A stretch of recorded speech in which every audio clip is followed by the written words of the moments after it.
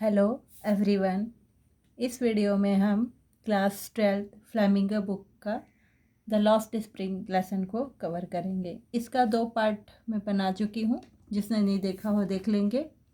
और ये फर्स्ट में कवर हो चुका है और सेकंड तक में मैंने यहाँ तक कवर करा दिया है, यहाँ तक। तो चलिए इसके आगे का देखते हैं क्या है।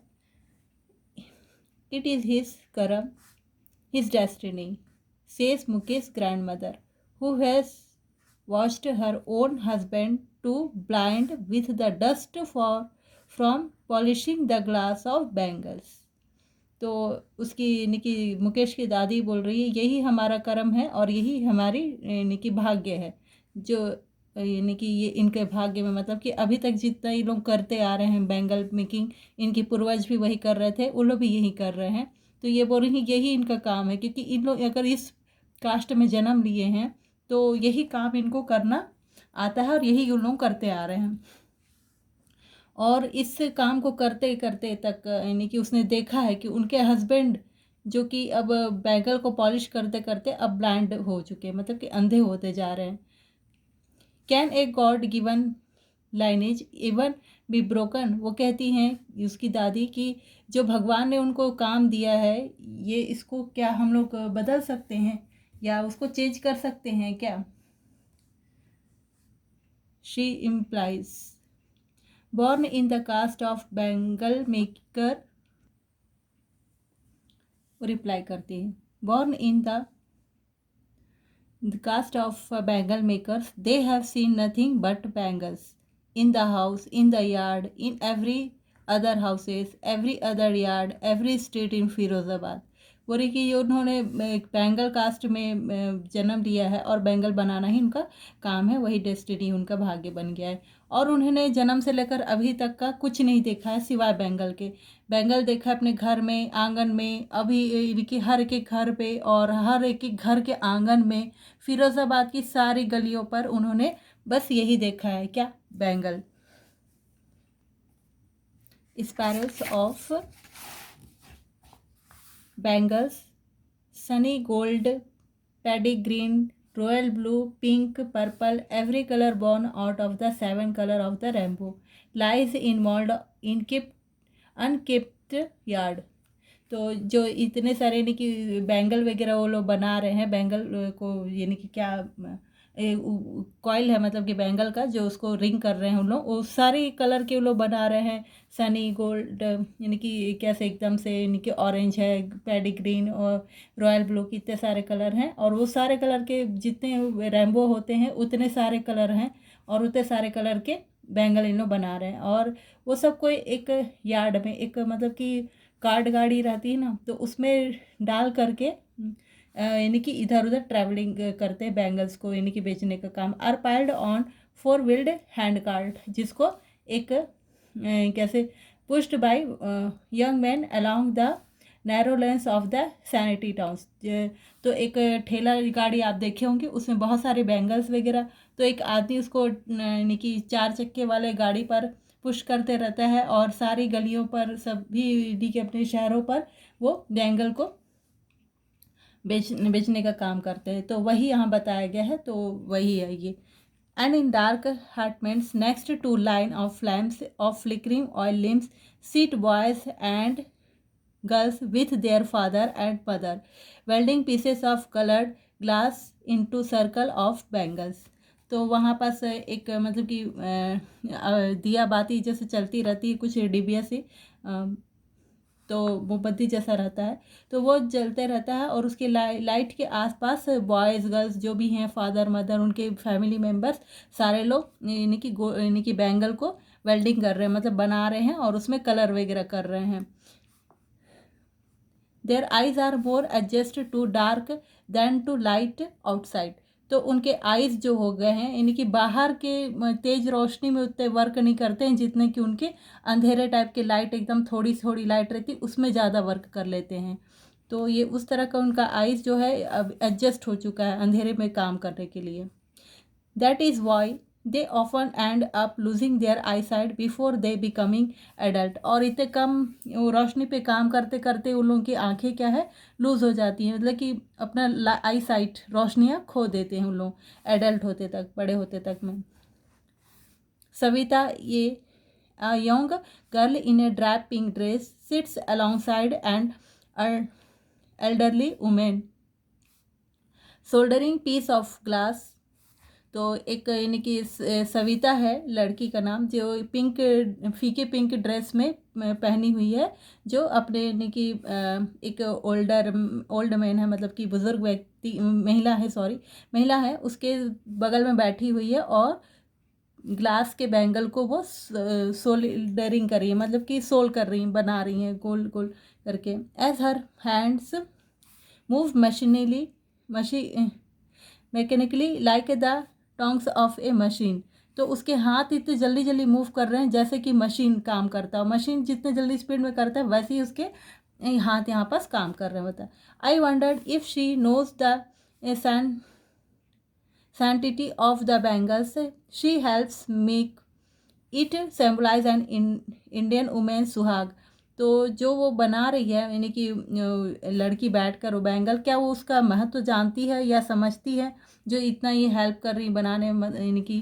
तो वो कह रही कि एक दिन वो भी समझ जाएंगी जब वो यानी कि सॉरी वो भी एक दिन समझ जाएंगी जब वो खुद सुहागन होंगी, या वो समझती हैं कि अभी अभी तो नहीं जानती वो ऐसा कि वो इंडियन वुमेन का सुहाग के तौर पर मतलब कि बैंगल होता है, जो कि एक सुहागन का प्रतीत होता है, और ये बहुत ही मतलब कि शगुन माना जाता है मैरिज के समय में। It will drawn on her,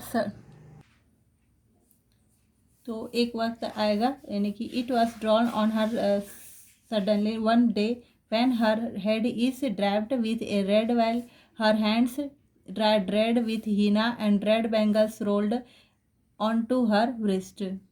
तो इट विल ड्रॉन, ड्रॉन मतलब कि मॉर्निंग होता है, मतलब कि एक दिन मॉर्निंग टाइम को ड्रॉन बोलेंगे। तो एक मॉर्निंग ऐसा आएगा, एक दिन ऐसा आएगा कि जब वो यानी कि उसके सर पर रेड कलर की ओढ़नी यानी कि दुपट्टा डाला जाएगा, घूंघट डाला जाएगा, और उसके हाथों में मेहंदी डाली जाएगी, हीना, और उसके हाथों पर यानी कि कलाइयों में चूड़ियाँ, लाल कलर की चूड़ियाँ डाली जाएगी। She will then become a bride, और वो ऐसा होने पर वो एक दुल्हन बन जाएगी। Like the old women beside her who become one many years ago. तो जो एक लेडी बैठी हैं, ओल्ड लेडी, तो जो बहुत साल पहले वो भी इसी तरह दुल्हन बनी रही होगी, वैसे ये भी एक दिन दुल्हन बन जाएगी। She still has bangles on wrist, उसके हाथों में भी कलाइयाँ होंगी, but no lights in her eyes, लेकिन उसके हाथों में तो चूड़ियाँ चमक रही हैं, लेकिन आँखों में उतनी चमक नहीं है अब। एक वक्त शेर भर खाना भी नहीं खाया। तो बताया जा रहा है यहाँ पर कि एक तो अच्छे से खाना उन्होंने नहीं खाया है कभी भी। She says in a voice drained of Joy, तो वो ऐसा यानी कि बिल्कुल मतलब कि खुशी से नहीं बोल रही हैं, बिल्कुल दुखी में बोल रही हैं। She has not enjoyed even one full meals in her entire life, उन्होंने अपने लाइफ टाइम में कभी भी फुल पेट खाना यानी कि खाना नसीब नहीं हुआ, और उन्होंने इंजॉय नहीं किया अच्छे से खाना कभी भी भर पेट का। तो सोचिए काफ़ी पॉवर्टी है उनके लाइफ में। That's what she had repeated, तो उसने ये सब चीज़ बताया। Her husband and old man with a falling beards says I know nothing except bangles, and all I have done is make a house for the family to live in। तो एक बूढ़ा व्यक्ति जिसके दाढ़ी यानी कि काफ़ी बड़े बड़े थे, वो बताता है कि उन्होंने अपने लाइफ में कभी कुछ नहीं देखा सिवाय बैंगल के, और वो भी वही काम करता था, लेकिन उन्होंने कम से कम ये काम करते करते उन्होंने एक घर बना लिया है जिसमें ये सब रह सके, फैमिली रह सके। तो घर भी कैसा घर था आप जानते हैं, कंडीशन उतनी अच्छी बिल्कुल भी नहीं थी, रहने लायक तो लग ही नहीं रहा था ढंग का, फिर भी वो उनके लिए एक छत है वही बहुत है, ऐसा सोच रहे हैं उनकी condition. Hearing him one wonders if he had achieved what many have failed in their lifetime, he has a roof over his head।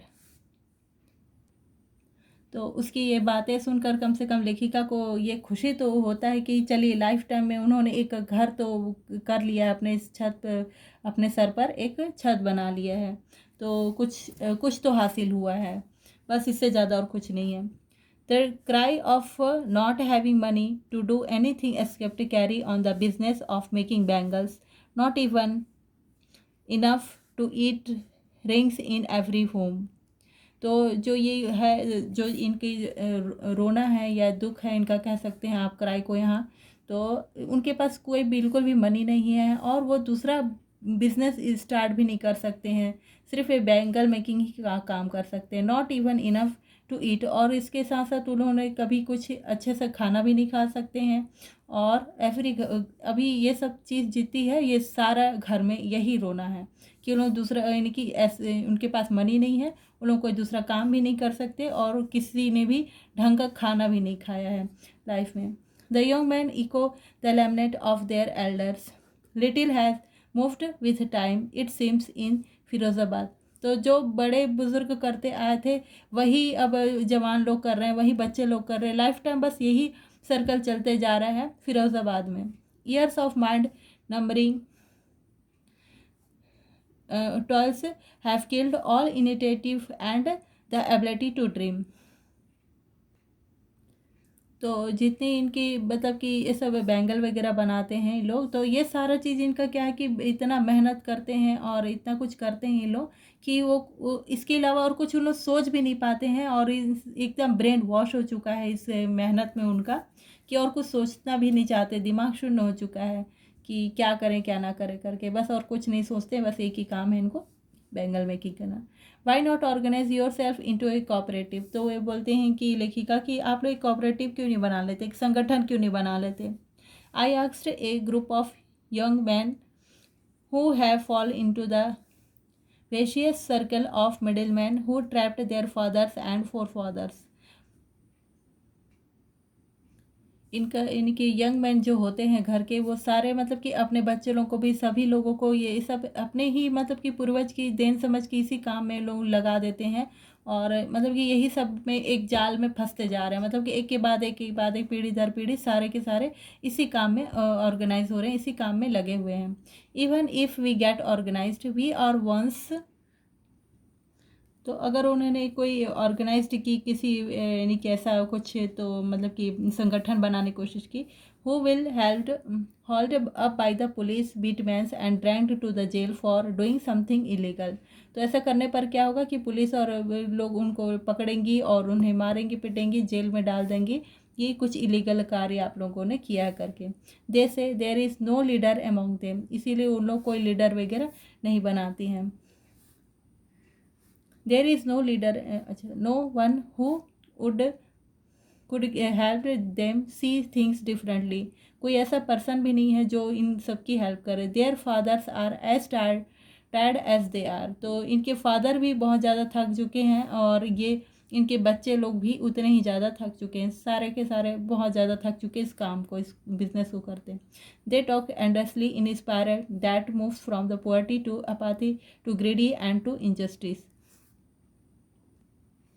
तो इस तरह का यानी कि यही बस बातें चलते रहती हैं उनके बीच की, कि पुअर्टी यानी कि गरीबी के बारे से, और वो उदासीनता है, और जैसे एकदम लालच वगैरह अन्याय के बारे से है ना। तो ये अन्याय, ये लालच, और ये क्या बोलने से उदासीनता, और ये गरीबी है ना, इतनी सब की चीज़ों की ही बारे से सारे फैमिली सारे यानी कि जितने लोग हैं बस इतने ही बारे से बात कर सकते हैं, और कुछ भी बात नहीं करते इनसे ज़्यादा। Listening to them, I see two distinct worlds. One of the family caught in the web of poverty, burdened by the stigma of the caste in which they are born। तो इतना सुनने के बाद तो लेखिका को दो ही चीज़ें समझ में आती हैं कि एक तो फैमिली जिन्होंने अब इस पुअर्टी, इस यानी कि दरिद्रता में फंसते चले जा रहे हैं कास्ट के नाम पर, कि जैसे पीढ़ी दर पीढ़ी एक दूसरे यानी कि बच्चे आते जा रहे हैं यहाँ, तो वैसे सब इसी काम में फंसते जा रहे हैं। इन लोगों की एक तो यही यानी कि खुद अपना फंस रहे हैं इस काम को कर करके, ये एक पहला है कि इन लोग कास्ट है बोल बोल कर अपने काम को आगे बढ़ाते जा रहे हैं। अदर है the vicious circles of the sahukars, the middlemen, the policemen and the keepers of law, the bureaucrats and the politicians, और दूसरे हैं ये साहूकार, मिडिलमैन, पुलिसमैन की, ये सारे लोग जो इनके रास्ते पर यानी कि रोक लगा के रखे हैं कि आगे नहीं बढ़ने देते हैं। कुछ अगर इन्होंने संगठन बनाए कुछ करते हैं तो इनको आगे बढ़ने नहीं देते हैं। Together they have imposed the baggages on the child that he can not put down. तो ये एक दूसरे पर अपना यानी कि सारा बोझ डालते जा रहे हैं, जिससे ये लोग कभी उबर भी नहीं पा रहे हैं, ना इनके बच्चे कभी उबर पा रहे हैं, और इस यानी कि जो बर्डन है इनका ये अपना हटा भी नहीं पा रहे हैं। Before he is aware he accept it is naturally as his father. अगर ये अवेयर भी हो जाते हैं किसी कारण तो ये लोग नेचुरली अपने फादर का चीज़ को पूरा एक्सेप्ट करते जा रहे हैं वर्क को।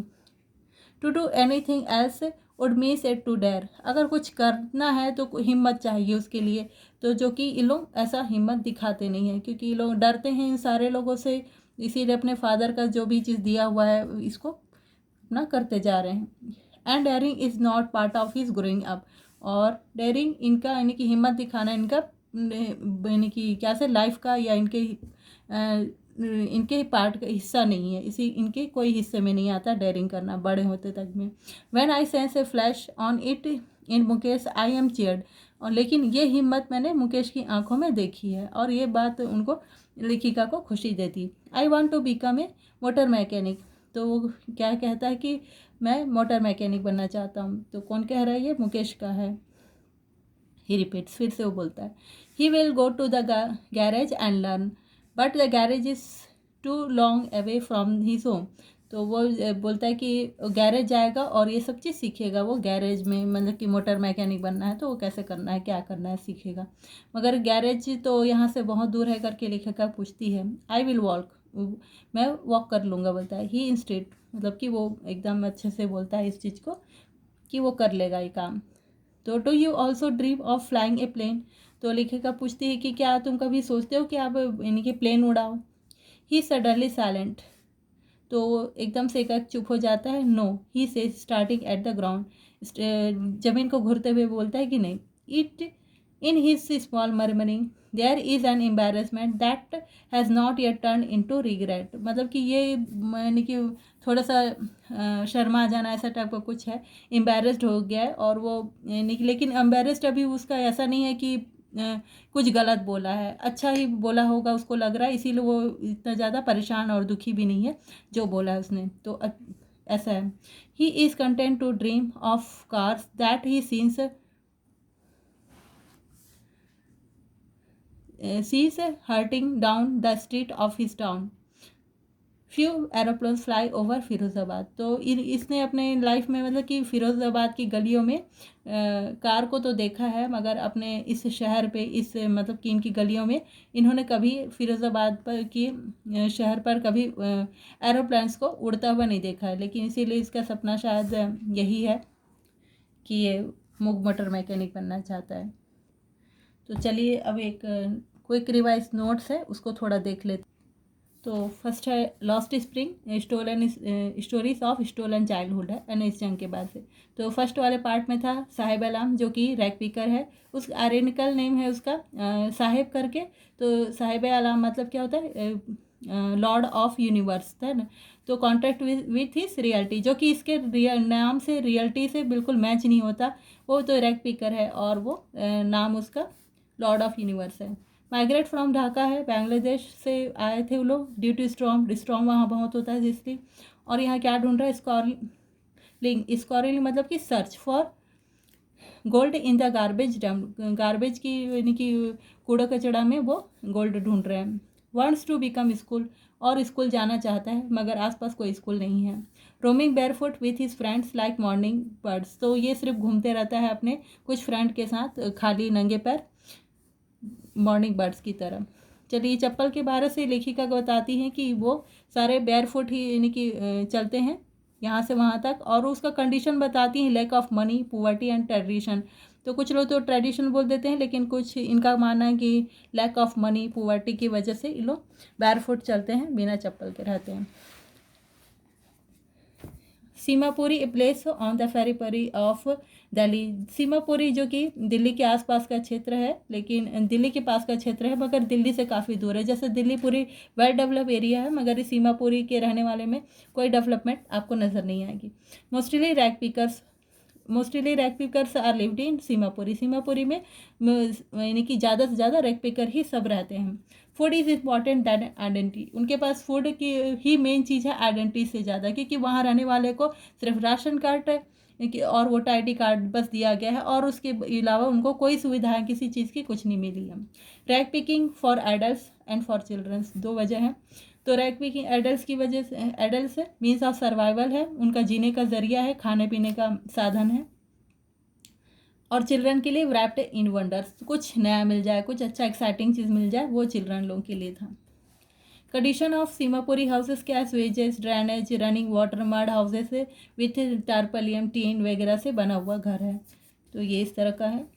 Sahib gets job in tea stall, तो उसके टी स्टॉल में जॉब लग जाता है।